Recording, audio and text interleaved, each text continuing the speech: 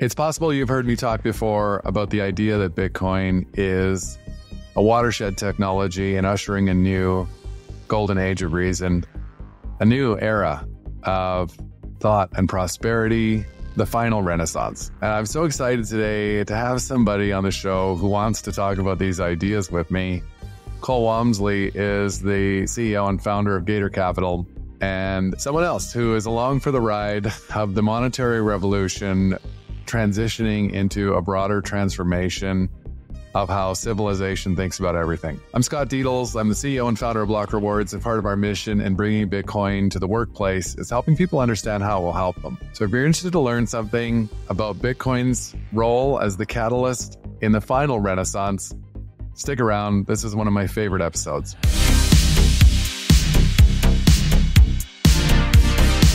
All right, welcome to another episode of the Block Reward podcast. Joined by special guest this week, Cole Walmsley. Cole, welcome to the show. Thanks for having me, Scott. Pleasure to be here. So I have a few different things I want to talk to you about today. Maybe just before we get started, could you give us a little bit of the TLDR of yourself for our listeners? Sure. Yeah. I like to say my journey starts post high school when I decided to forego the college route and move to Jacksonville, Florida from Northern Virginia to go pursue playing poker professionally. And I did that for a little bit, moved in with a couple of people that I had never met before, and also got into investing just before that, which led me to crypto. And then, you learn your lesson there, dabbling in the hoop of that space. And then I found Bitcoin, actually started doing my own research, started forming my own beliefs, and woke up to the brilliance that is Bitcoin. And yeah, that's the ultimate TLDR, but now we're here. So I don't like to timestamp these conversations too much, but you were at the Bitcoin conference in Nashville last week,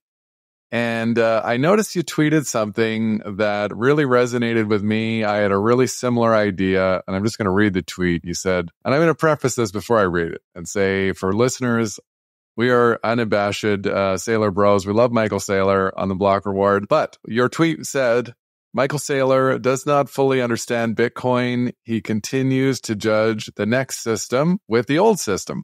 And it's a reference to Mr. Saylor's presentation. And in that presentation, he's forecasting a Bitcoin price in dollars like way out, all the way out to 2050. So yeah, maybe let's just start there and tell me a little bit about your thoughts on that and the presentation and how you had that reaction. Yeah, I don't know, because I tried to get into the main stage 2 hours before he spoke. He spoke at 2 p.m. local time, and I got in line at 12 p.m. and me and 7 or 8 other people got to the end of the line, which was incredibly long. And we got in line, and an employee working at the venue came up to us and said, "You have literally no chance of getting into the stage.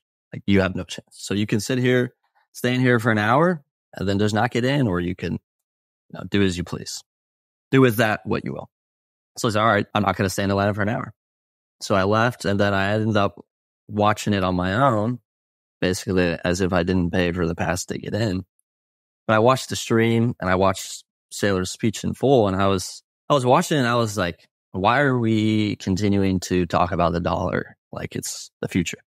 Why are we pricing Bitcoin in the dollar in 21 years? And more specifically, and the picture that I used on that post was this big graph of different assets within the global economy. So Bitcoin, I think in 24 had like 200 and some odd $1 trillion allocated to it. And then he had money with $550 trillion.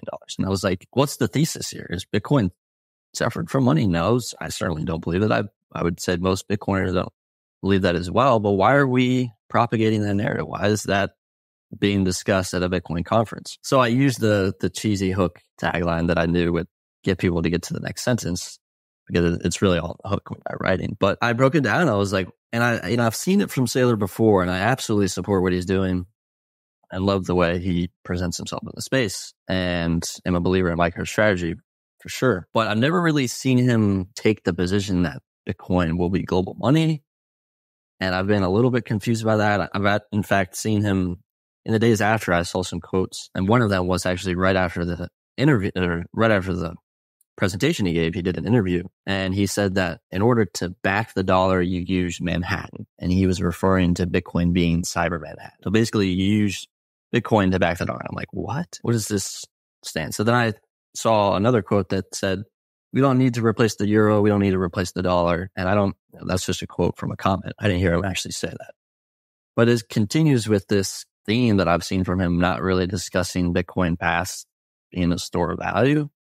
And I'm like, yeah, the store of value is great, but the end game is it being global money, global unit of account, global minimum exchange. So I was kind of, I guess, being kicked out of the line, essentially, and not getting to see it in person, plus watching and still being confused on why he was taking this stance. I wrote that thread or that post and highlighting that it doesn't seem he views it as money. And then, kind of took off on Twitter and had the reply guys come in, and I started learning new things and getting new perspectives. And some people were taking the position of, he was saying he doesn't want to take the stance that Bitcoin will replace the dollar because that puts a target on his back. And I totally get that. I think that makes a ton of sense. But on the other side, it's like, why are we afraid to present the truth? Is that like straight up? Like, I think there's something going on maybe under the table. I don't know. I don't understand. We should be forthcoming with the truth unabashedly. So it just added to my confusion. And then some people were like, no, he gets it, but he kind of wants to present this sly roundabout way to help the fiatists that don't really understand Bitcoin see it as a store of value without a leak, as he talked about it, that stands up over time. And so that he can help those people, the less informed or knowledgeable about Bitcoin, kind of get their foot in the door. And that once they get their foot in the door, they can continue to explore it and end up at their own thesis, which makes sense to me as well. So I don't know for sure. I had people that commented that I've talked with him in person. Luke Royals was one of them, and said, nah, he gets it. I was like, okay. I mean, there are valid points here, but ultimately I'm still confused. And it really made me extra confused when I heard him say, you use Bitcoin to back the dollar after the presentation. I was like, what's really going on here? So I'm kind of still in a state of confusion and trying to figure out what's going on. But nonetheless, he's done great things for the space. And as I commented, like, nobody fully understands Bitcoin, including me and anybody listening. And that's very important. And on the similar note, nobody is important to Bitcoin. Like, as in, Bitcoin doesn't need anybody. If Saylor disappeared, Bitcoin would still be Bitcoin. If I disappeared, if you disappeared, Bitcoin would still do. I think those things are all important to keep in perspective, but I still am absolutely confused on how Saylor truly sees Bitcoin in the long run. I know Safety put a comment under his post, which was discussing his price targets. I think it was, 3 million, maybe 13 million and 45 million or 49 million were his price targets. And then Safety was like, Michael, I didn't know you were so bullish on the dollar and for the next 21 years. I was like, yeah, I agree. I'm not bullish on the dollar. I don't care about Bitcoin's price in 2045. I just don't. So it's interesting. Yeah, that's a long-winded way to say I'm still confused. Yeah, and it has always made sense to me, people in different positions, the notion that he can't say everything that he might be thinking, it does hold water for me.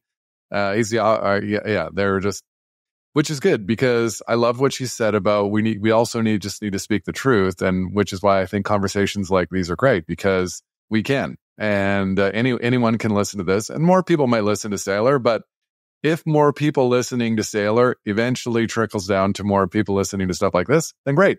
So yeah, I think, I want to say I agree with you.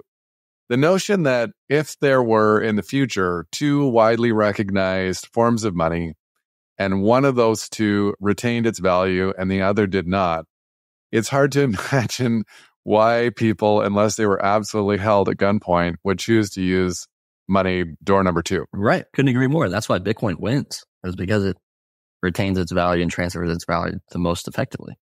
Space, scales, and obviously time. And that is why Bitcoin, the first domino to fall in the three functions is store value, and then it becomes the minimum exchange and unit of account. But it's because people are like, this is the best place to store my money. And that's how I kind of got in. I got into it from the investing lens, and now I see it as savings, but it is the best place to store your money. And so as the market increasingly realizes that, which has happened over the last 15 years, then it just shifts towards Bitcoin being money. And it's such an important point you're making there, I think, to just be aware that the Bitcoin price going up over time is a reflection of more and more people just choosing to store their money in Bitcoin. That's why that is exactly what's going on. Precisely. It's not, I think it's the ultimate signal for Bitcoin's, kind of signal of its own. It's like if we didn't have the price, then we wouldn't really know the value of it. And the market is more intelligent than all of us. And so the market is telling you that Bitcoin is the best performing store value savings technology asset over the last 15 years since it's been adopted. Well, that's also the thesis, and the market backs that up. And the market is way smarter than you or I or anybody else. So if you're just listening to the market, well, it's already proved itself so far, and it's only gotten stronger as a network that's protecting what has made it such a strong store value. So I don't see how it's going away anytime soon. And it's a force that predictably, like the price target estimates in dollars over long periods of time are really just a reflection in the confidence of people's like ongoing desire for more money to be stored there. But I think, and I think what you're getting at is that ignores that at some point people just, if they've already stored all their money in this other monetary network and enough other people have too, it's like trying to phone somebody back who's texting you, like you're texting them and they're phoning you. At some point, you're just going to have to, if everyone's texting, you're going to have to text. Yeah, it becomes a self-fulfilling prophecy of like, if everybody's just receiving dollars to put them immediately into Bitcoin, which is what I said in this Saylor post, well, then everyone's just going to say, well, just give me the Bitcoin. I don't want the dollars. And that's, some people have already reached that point where like, I don't even want dollars. Don't even pay me dollars. I'm only taking my salary in Bitcoin. You'll continue to see that adoption more and more over time. Because I think too, and this is the idea that more and more people are becoming quickly aware of is how would you, sanely store your money using a money system where they're continually making more of that money? Like when none of us had a choice before, it was, nothing to really spend your time pondering. And of course, everybody did it. There was no other reasonable. You couldn't really move your wealth in and out of gold. Like somebody who was trying to live on a gold standard on their own in 1985 probably would have had a pretty hard time. But this is what's changing right now, and it's changing fast. Very true, and it's exciting. I had some conversations, and it's like we're living through the adoption of Bitcoin, and we're living through the revolution, and we're part of it. That's something that was asked to me one time. The first Bitcoin meetup I ever went to, someone asked me why I was in Bitcoin. Was I in it for the price gains and the wealth? I said, the revolution. That's my answer, is destroying this fiat insanity and this nonsense and this great evil force basically has a knife up to all our throats. Anybody that's holding on to fiat currency. And so we destroy this beast, and Phoenix rises from the ashes, and we're part of the monetary revolution that is Bitcoin. And that's a pretty cool and awesome time in history, all-time history. It's the most exciting time. And you and I share an opinion, which you've coined as a new renaissance on a Bitcoin standard. I like to call it a golden age of reason. But I think we're talking about the same thing. But I would love to talk to you a little bit about your idea of what a new renaissance on a Bitcoin standard might look like. That's a big question. I've kind of adopted a new phrase, and I don't know if it'll stick in my head or not, but I kind of like the last renaissance because it signals us figuring out money. And the reason why we've gone kind of back and forth, there's war and calamity outside, but we haven't figured out money. And so once you figure out money and you lay that bedrock of a foundation for the entire world and economy, then you're talking about, something that can't really crack, something that you can always build on top of sturdily, because that is the ultimate foundation, is the monetary solution. So what does a new or last renaissance look like? I think certainly you see a shift in political space because if the Bitcoin thesis plays out, you're talking about the separation of money and state. And because so much of governance, as we know it today, relies on their monetary monopoly and their ability to wield their money printer how they please and the incentive structure that creates. Well, once that's eliminated, you're talking about a completely new model of governance because they don't have control over the money. They can't enforce legal tender laws that then they can go print. And there's $35 trillion of debt. Talk about time stamping in a month, it'll be 36 trillion, right? But it's this incentive structure, I think, is really the biggest thing that changes. And incentives are really what create the world that we live in. It's why Bitcoin works. It's why Bitcoin will work. It's why Bitcoin will adopt it, because people are incentivized to store their value as effectively as they can. And because Bitcoin does store value as effectively as possible, people will shift to that. So from a political perspective, you're kind of incentivized right now, of course, to get elected, but you're also incentivized to play to the hand that prints the money, which is central banks and all of the people there. And so you see lobbying and you see special interest groups that are just trying to suck off the teeth of the government and their money printer. So once you eliminate that, then you talk about, the furthest extension, and I like thinking that governance will change to more of a private model in line with the sovereign individual thesis, to where they become for-profit entities. And is why true capitalism is best, because for-profit creates an incentive structure to provide value. So if a government system model was for-profit and privatized, well, then they have an incentive to create value for whoever is living in their domain. Because if they don't, then they won't make any money and they'll go out of business. They'll lose their land, they'll lose their citizens, people will move, whatever.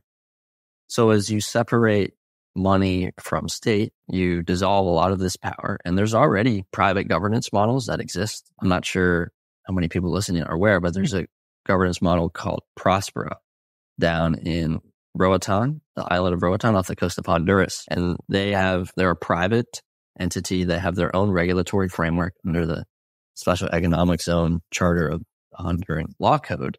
And so they've literally created their own private zone on this island with their own regulatory framework, their own set of tax rules. They have, I think, one of the 5 lowest tax burdens in the world.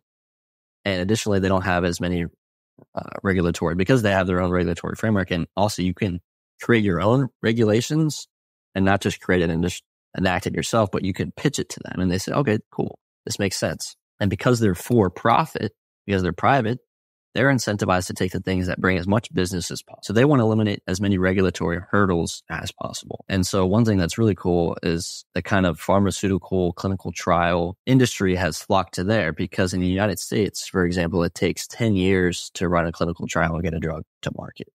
On Prospera, it takes 6 months. So that's an incentive right there. So already you're seeing prosperity flood there, and you're seeing clinical trials and cool things happening. I actually stayed down there for a month at the start of this year to check it out and hang out with some people there. And it's a beautiful area on its own, but it's also just well run. And additionally, I visited they call it the Duna district there. So it's basically this mixed use area for living and co-working. There's commercial shops and there's a walkway to the Caribbean Ocean. And it's just a beautiful area, but they were under construction. This whole kind of multi-story 3 billion that's all interconnected was under construction.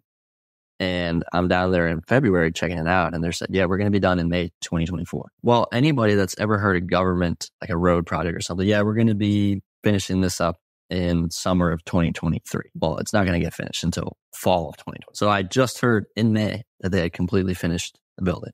So they were on schedule. And it's because they have this incentive structure just to make money. They're for profit. Whereas you talk about something public, like let's give an example of restaurants and the incentive structure here.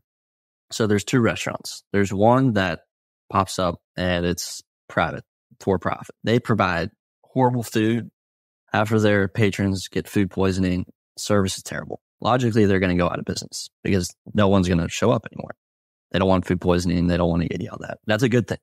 The market eliminated a bad restaurant. And it tells other people, well, this is the bar. You have to provide something better than this if you want to even have a chance of staying in it. Well, let's say there's another restaurant, but this one is publicly funded. So they still provide terrible food and service is horrible. Half of the people get food poisoning. This is paid for by all of the taxpayers in the area. They earn money. Okay, the tax goes to the government and the government funds the restaurant. So no matter how little people show up to this restaurant, the government will continue funding it with taxpayer dollars, which is horrible because this restaurant should not be in business because it's straight up a bad restaurant. And this is the case with schooling today. And schooling is another thing that gets fixed on this new last Renaissance golden age of reason because it becomes privatized because the government doesn't have as much money to use and things become privatized and for profit, top down and bottom up. And so you see schools that then have an incentive structure to provide as good of an education as possible because they're for profit. And if they don't, they will go out of business.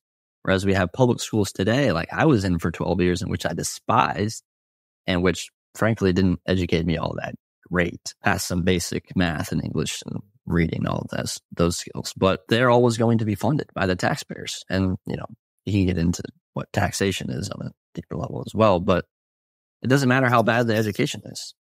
They're going to be funded because people pay taxes to the government and the government funds it. And it's also why teachers are criminally underpaid because they're funded by public money and they only have so much money. They have 27,000 different projects that they're working, including paying off a ridiculous amount of interest on their debt. And they still spend too much money. They still run a Ponzi scheme. But yeah, there's so many other things as well. But I'm just excited for the incentives that will finally be aligned with creating prosperity and value that comes with separating money and state, really fixing money. Yeah, and I think about, for people who really haven't comprehended the fact that this money, Bitcoin, is borderless. What a significant thing that means for government's ability to not adapt over time. Because in the old money system, part of what separate currencies do is trap value inside a border. So you can move Canadian dollars into the US, but there is a process and there are things like AML and KYC that prevent you from, transactions of a certain size. And it really is, these are like gates around moving monetary energy between political boundaries. And Bitcoin is something that entirely circumvents that old system of gatekeeping, because if someone is really unhappy enough with how things are running where they're living, they really just need to be able to physically get themselves out of that place, and they can take whatever amount of money they want with them. Yes, and that is so important. And that's why part of the reason why gold failed, because it was bound by the physical world and that a little bit earlier. But it's like the internet, right? I can send information over the internet to Canada and Canada can send it to me. And it's basically like there aren't any borders on the internet. There's no countries and nations and territories and all this stuff. And it's not controlled by anybody. It's just a protocol. And we send information on that protocol. It's completely decentralized. Most people, including myself, don't really know the inner workings of how it operates and works, but it just works. We're listening to this podcast on the internet right now. Information is being transmuted across the internet constantly, all over the world, instantly. And so that's what Bitcoin is for money. It's transmitting money with no borders anywhere in the world instantly. And nobody can stop it. And it's not controlled by any central party. It's completely decentralized. And most people as well don't know the inner workings of it, but it just seems to work. Yeah, and you might disagree with me, but I think that it's like the Renaissance was happening already. And it's a result of the sort of confluence of all these information age technologies maturing, and making these ideas and the spread of information possible. And Bitcoin just happens to be kind of the missing puzzle piece, right? It's the last part of porting all of the value from the old world into this digital world where we're heading, where information is already moving in a global way that is like, this has never happened before. So what was missing prior to that was a way to move value at the same speed as information. And that's what's so profound about this, how it can unlock a truly like a planetary way of thinking. Because I always talk about even just the absurdity of money working 167 different ways based on there being 167 different currencies. Like anybody who has spent their entire life interacting with the Venezuelan bolivar just has a fundamentally different understanding of money and value and how governments should work relative to somebody who lives in the US. Like that's just true. It's absolutely true. And I think when you talk about, I would first agree with you in that the Renaissance is already happening, and Bitcoin is the key that's unlocking the infinite amount of prosperity awaiting us. And then I think once you really adopt those private governance models, that's kind of the hand that opens the door and opens the door.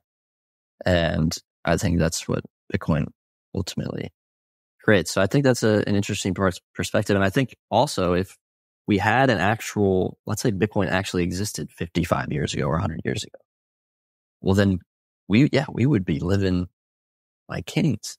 Productivity obviously increasing at an exponential rate. We wouldn't be working 40-hour work weeks. People wouldn't have to be working more jobs. Life wouldn't be more expensive. And our value that we hold, that we earn and hold, our money would be going up in line with the increase in global productivity.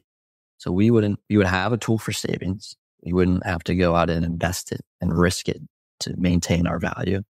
And again, we'd be living like kings and queens out here.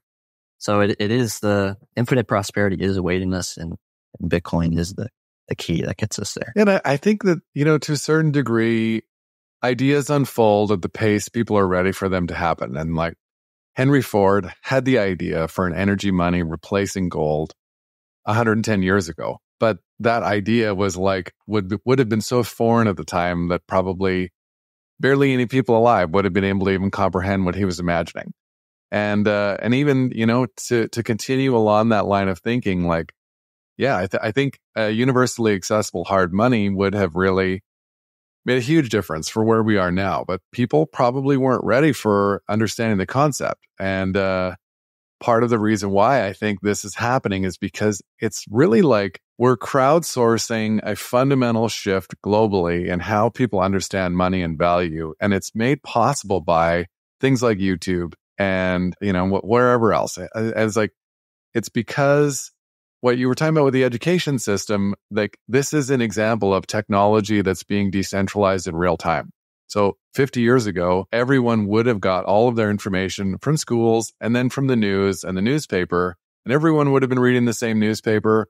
It would have been an event that happened one time a day. It was like, so the flow of information ideas was also gatekept in the same way Canadian dollars today still are from flowing into the US. But this is like almost like a waterfall effect of like an intellectual revolution where things are made possible. New ideas are made possible by the things that came before it and people's sort of collective evolution of understanding. Yeah, I think that's so incredibly well said. And like I don't think money would have ever been solved without it being digital and leveraging the internet.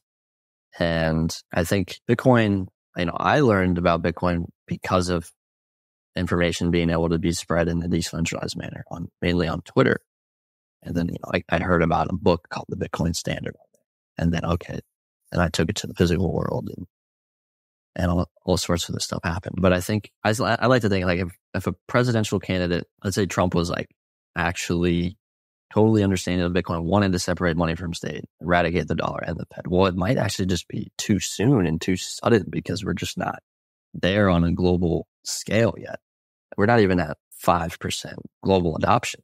And that number is probably high. To just eradicate the global reserve currency next year would just be pure chaos. And I don't know we have the infrastructure to do that. So everything happens in divinely perfect timing. We're part of that process. Yeah, and I often feel like, we live in such a kind of TikTok society where like our attention spans have been condensed to such short timeframes where people, even now, are debating Bitcoin as to like whether or not it's failed or working. And like, this is something that will unfold probably for like 1,000 years. Like it's going to continue to, if we're changing something that people have been doing. And I guess the thing I mean is like money being issued by an issuer. That's a pretty ingrained and entrenched concept in most people's minds. So that's not something that is probably likely to like just be a light switch thing where everyone wakes up one day and we're like, aha, we're doing Bitcoin now. And so it's not reasonable to even expect that. Yeah, I agree. And that's why I don't think, as much as I want to vote for a candidate that actually does support those more hardcore beliefs and actually wants to separate money from state, it might just not be the time for that right now. And I think, that candidate will arise in the perfect timing and at the same time, Bitcoin doesn't need that. It'll happen regardless. So I don't really sweat it. And I've talked about it before, like, as we talked about, Bitcoin doesn't need us. doesn't need me. It doesn't need Satoshi. Obviously, he created it, but the creator of the thing vanished, and the thing has only gotten exponentially bigger since then. And so, it doesn't need Saylor. It doesn't need Trump, but we do need Bitcoin. Trump does need Bitcoin. And we're seeing humanity wake up to that fact. But it's not going to, how can you get people in, isolated parts of South America or Eastern Europe or Africa or Asia woken up to this fact? It takes time. I think only 60% of the world uses the internet today, and that's been around much longer than Bitcoin. So it'll take time, and it'll be fascinating to see it play out. I do know that. Maybe just to shift gears a little bit, there's something else I want to ask you about. You wrote an article a while ago talking about the 7 deadly sins. And, there's the ones people talk about more often, kind of greed and lust. And the article you wrote was actually about sloth, and that the idea that sloth may be the deadliest. Where did you come up with that idea? And Penny, for your thoughts on why? Yeah, I'm really glad you brought this up. It's a great topic because, listen, all of them are deadly. There's no doubt about it. They're called the deadly sins for a reason. But sloth, to me, it's laziness, it's apathy, it's just being motionless. It's not doing anything. So if you were to live your life, and I actually saw a sloth in Roatan and Prospera, and those things, let me tell you, they move slow. They slower than you'd think. If you try to run a marathon as a sloth, you'd be there for maybe 3 millennia, 3,000 years. It would take you that long. But sloth as a deadly sin for human nature is just not really doing anything. It's well, I want to go to the gym, but then you never go to the gym. Well, I want to write a book, but you never write. Well, you want to study whatever it is, but you never study. So if you never actually did anything, you took it to the extreme and lived a life in complete sloth, didn't do anything, what would your life really be? You wouldn't hang out with friends. You wouldn't hang out with family. You wouldn't learn anything new. You'd just be sitting there motionless in this state of sloth. And you talk about greed and lust and gluttony and all these other ones. But to me, it's sloth is the deadliest because life is dead when you're just not doing anything, sitting there. If you sat on a couch your whole life in sloth, how much life force would you be generated, and then how much rewarding would life really be? How much of an experience and a journey would it really be?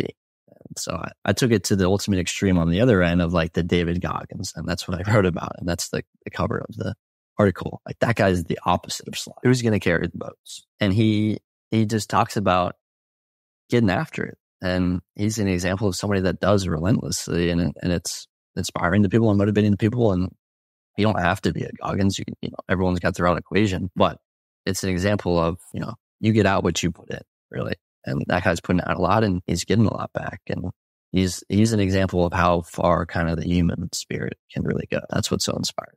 But I'm glad you asked about that. So what do you think about, Bitcoin's role in the discussion of sloth as the deadliest sin? What a good question. I think Bitcoin is a tool for freedom ultimately. And freedom allows you to, especially monetarily, allows you to do the things that you love without worry about paying your bills or working another job or funding your kids' education, whatever it is. And because Bitcoin is a tool for savings and the ultimate tool for savings, and because, ultimately down the line, it becomes the barometer for the increased global productivity, you can go up.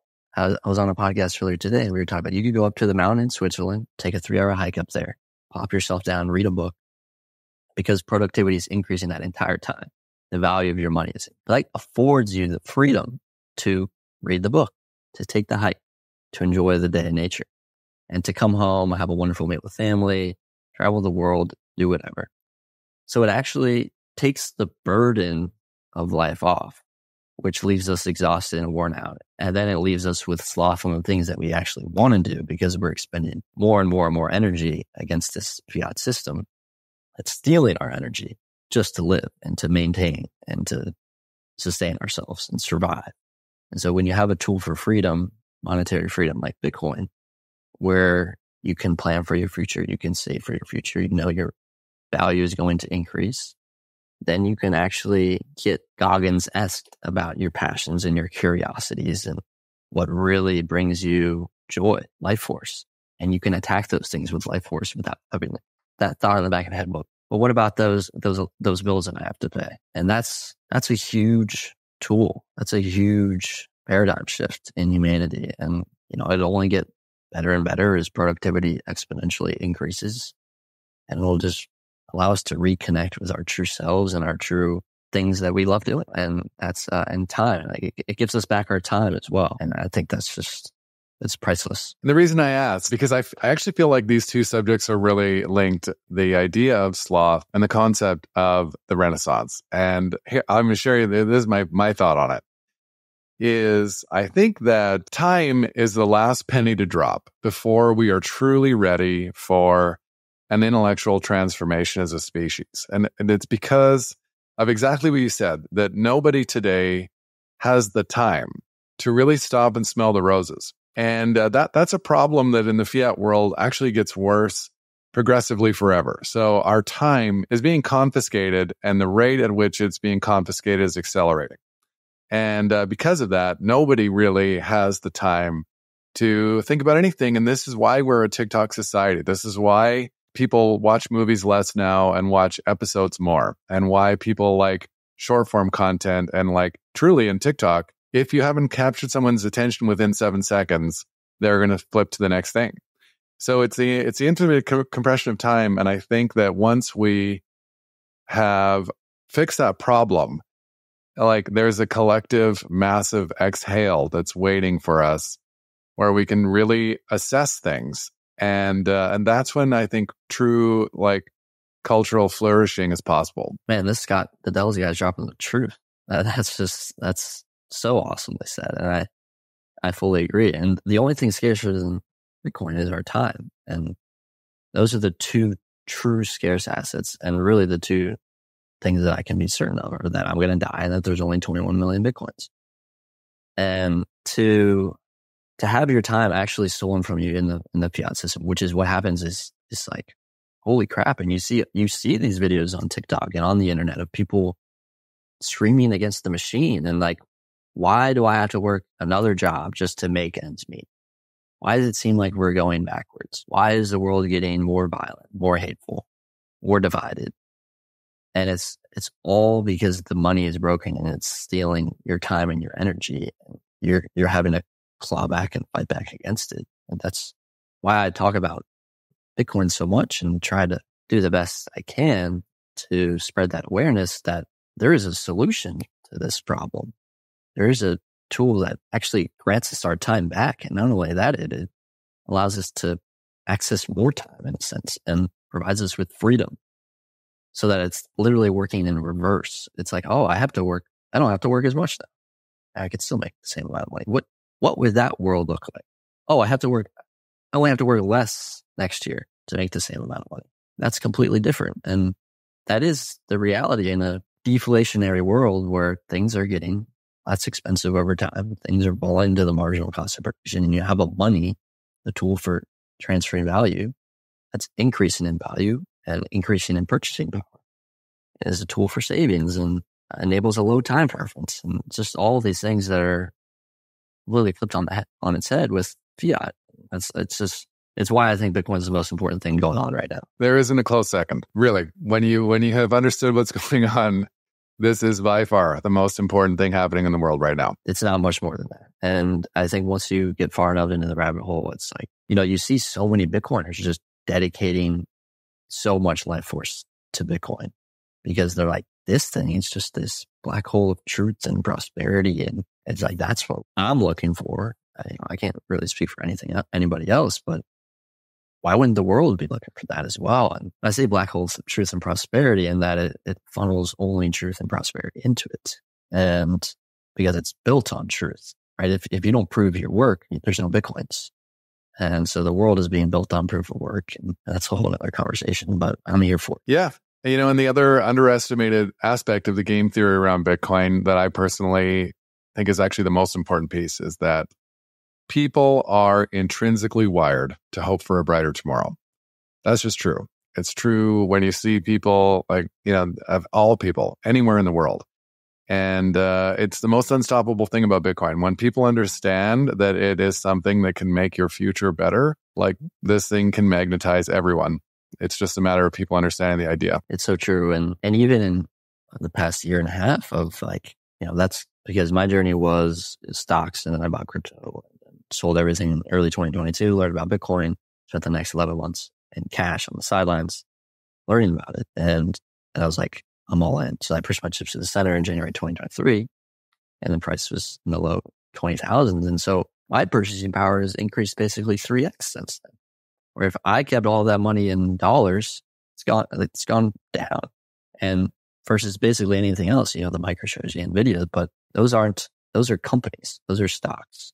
It's not a true tool for savings. And I can't go somewhere and pay somebody in MicroStrategy stock, nor can I with Nvidia stock. But I say all that to say, it's like, well, I've actually earned more money just by holding on to something, and my purchasing power has increased. It's like getting a raise without working. How powerful is that? Yeah, getting a raise forever. Cole, I really appreciated the, how you started this conversation in the sense of just talking about the truth, and what an awesome message that is. So thank you for coming on the show and sharing your ideas. And for our listeners, we will include a link to your profile on X, but is there anywhere else people can find you that you'd like to steer anyone to? I'm out in the real world.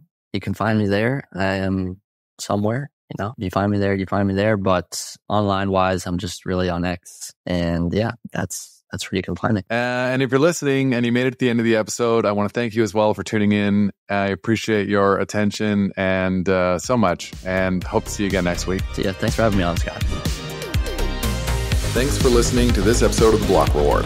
We're trying to do something different here, creating accessible conversations meant for people who aren't obsessed with Bitcoin. If you found this episode informative and engaging, hit that subscribe button to make sure you stay updated with future episodes. Your feedback matters. We'd greatly appreciate it if you could take a moment to share your reviews and help us with our goal of creating Bitcoin content that is simple and easy to understand. Bitcoin has an important role to play in the future of finance. It will change the way we save, spend, and invest. Discover why Bitcoin offers a game-changing opportunity for forward-thinking employers by visiting blockrewards.ca. Block Rewards' mission is helping Canadian employers implement strategies for integrating Bitcoin into compensation and benefits, supercharge your recruitment and retention strategies, and help your team members plan for the rising cost of living by rewarding their work with the hardest money ever invented. Special thanks to our top sponsor, Paramount Employee Benefits Consulting, Canada's only Bitcoin forward benefits and pension advisory. For more information, find them at paramountbenefits.ca. Big shout out to Podigy, our production team that makes all this possible, and BMX Escape for producing our music. Bitcoin is an expansive and dense topic many people walk away from early. To Bitcoin enthusiasts looking for that podcast they can share with friends, family, and colleagues, one they'll actually listen to, we hope that is us. The content of these conversations is meant to be provided for information purposes only. Nothing here is investment advice. Bitcoin is a big topic. Be sure to do your own research before making any personal financial decisions. Thanks for listening.